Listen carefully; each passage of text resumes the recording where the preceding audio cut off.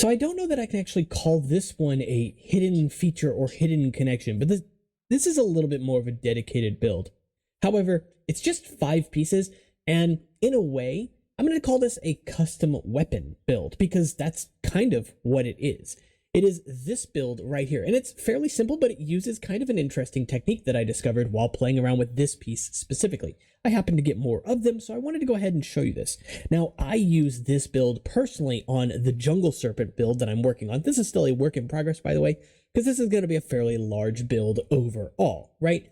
But you can see that I use it for these sort of eyebrows, these ridges over the eyes, and I think it looks quite lovely. This is also, again, a work in progress on the mouth and on the head in general, but it looks nice.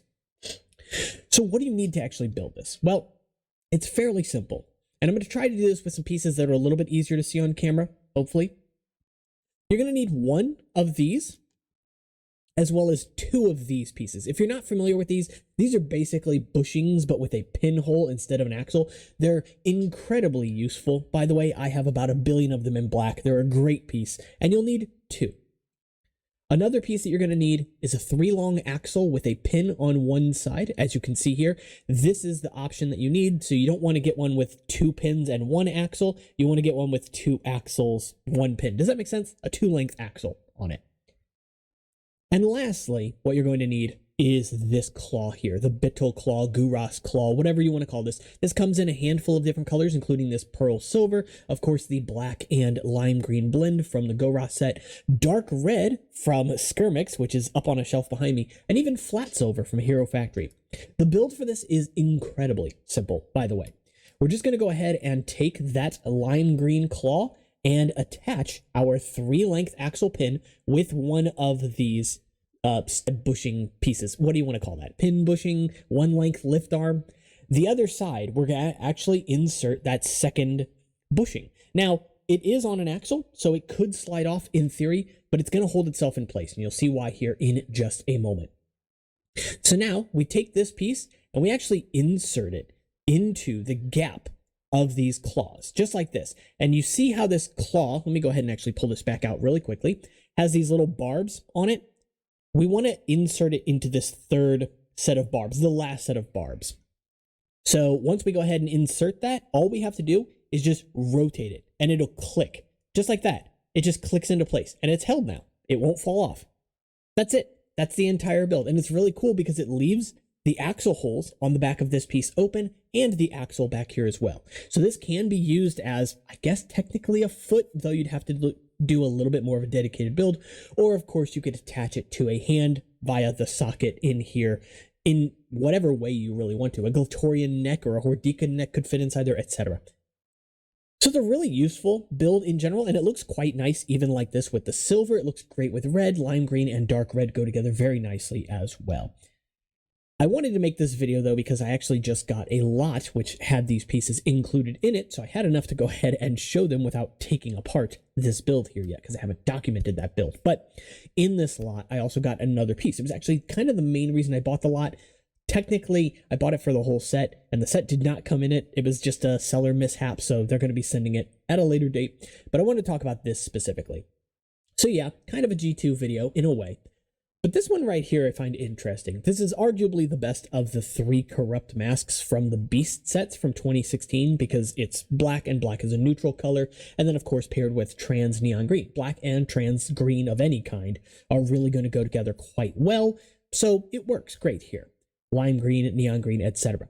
However, this transparent neon green was the color that was chosen to signify, I guess, corruption for 2016, and I find that really odd. Now, I've talked in the past about consistency in Generation 2 Bionicle and how I think that there is a problem with it, because it doesn't feel to me like LEGO really knew exactly what they were trying to do.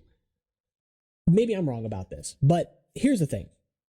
I am not a huge fan of dual molded pieces. It depends, of course, and some pieces are definitely better than others.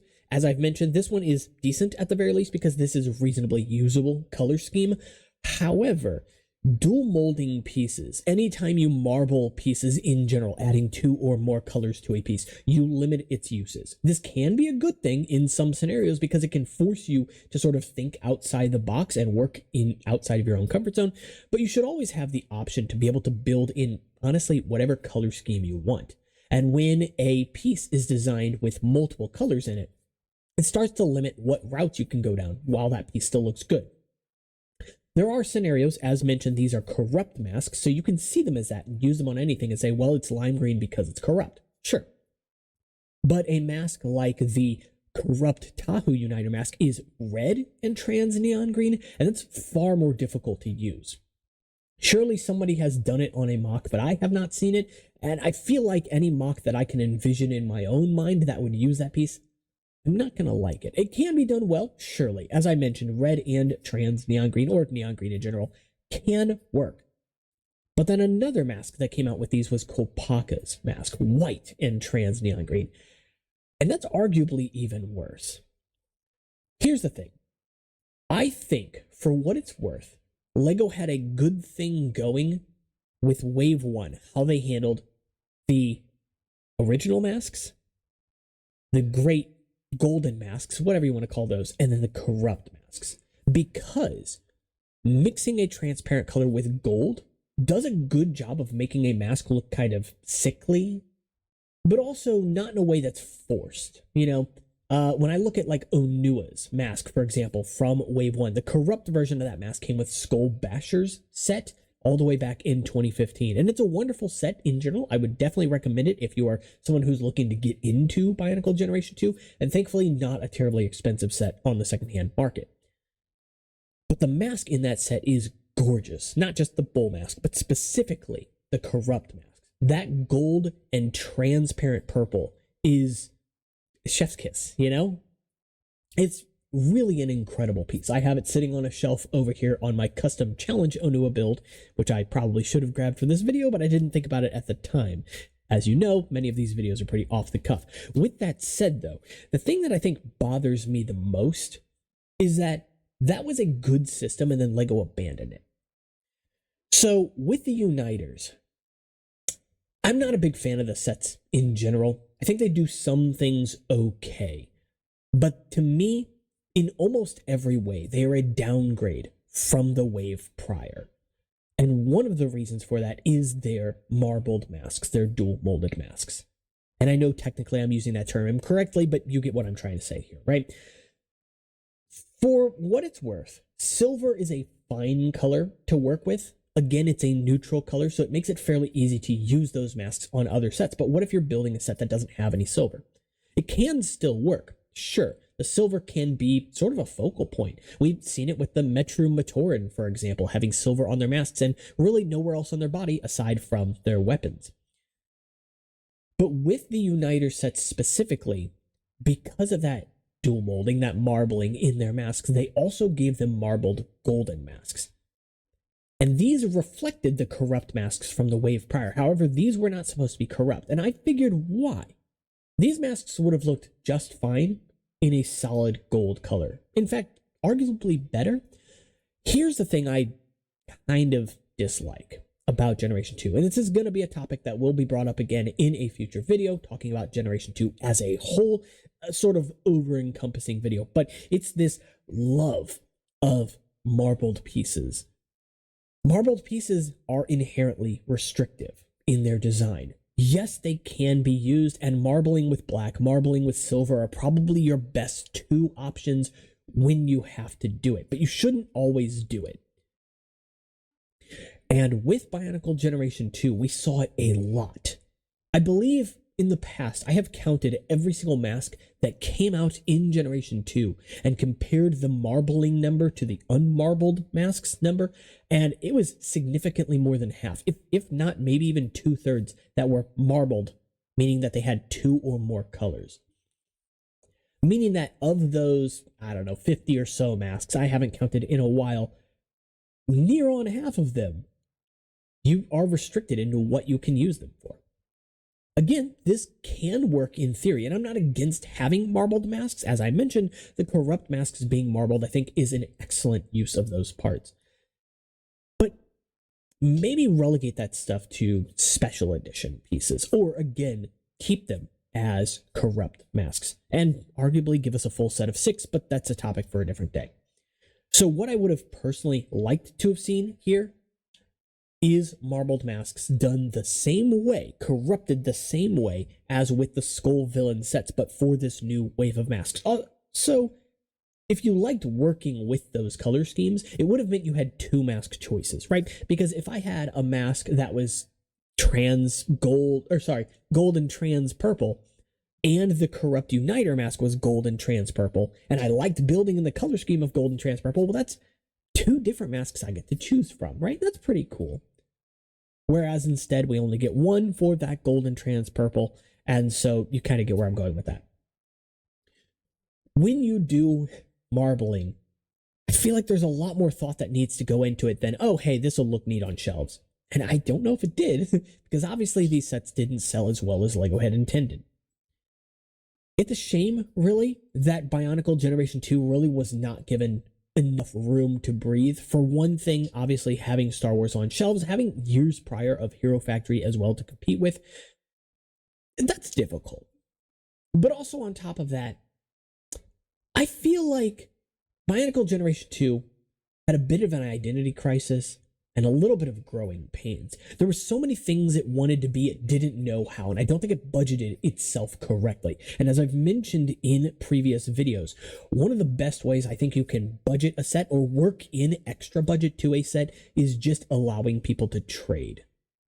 Because trading, by its very nature, is word of mouth sales.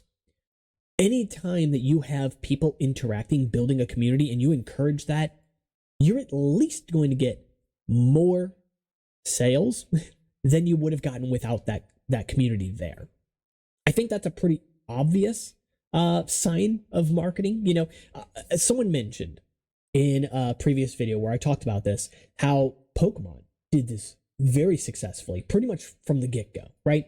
Not just the card game, of course, which is designed to be traded, but also with the actual games themselves. How many games were released with 2 or even more versions.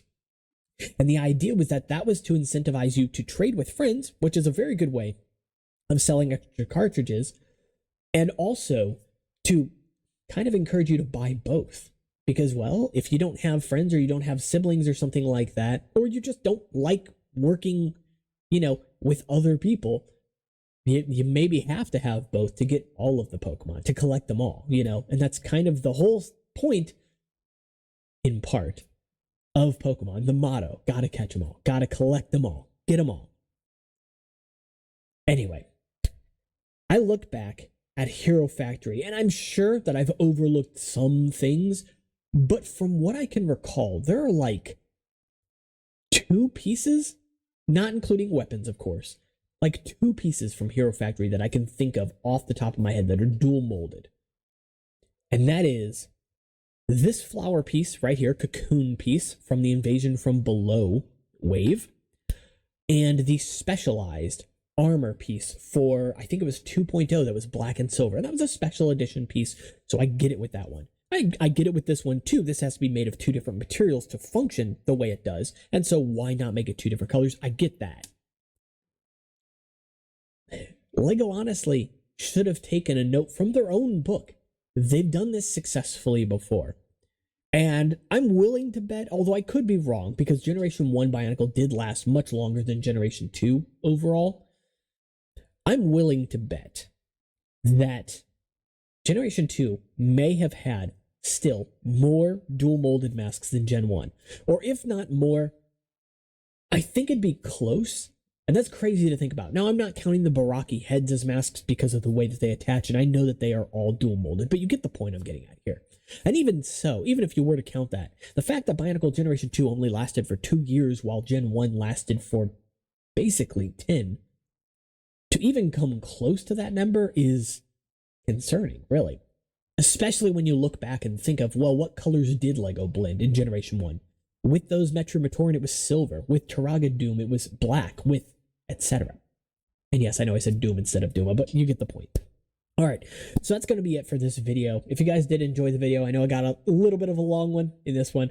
Make sure to like and subscribe. It does really help the channel grow and helps this video reach more audience. So yeah, you can help out for free. That's pretty cool. And on top of that, you can also join in the conversation in the comments. Let me know your thoughts. If you can think of any other dual molded pieces that aren't weapons from Hero Factory, I know there's gotta be more than just 2. Cross my fingers. That said, though, let me know in the comments. And of course, you can also check out the Discord, Instagram, and Patreon if you want to support the channel and what it is I do here. All that'll be linked in the description. See you all in the next one. Take care.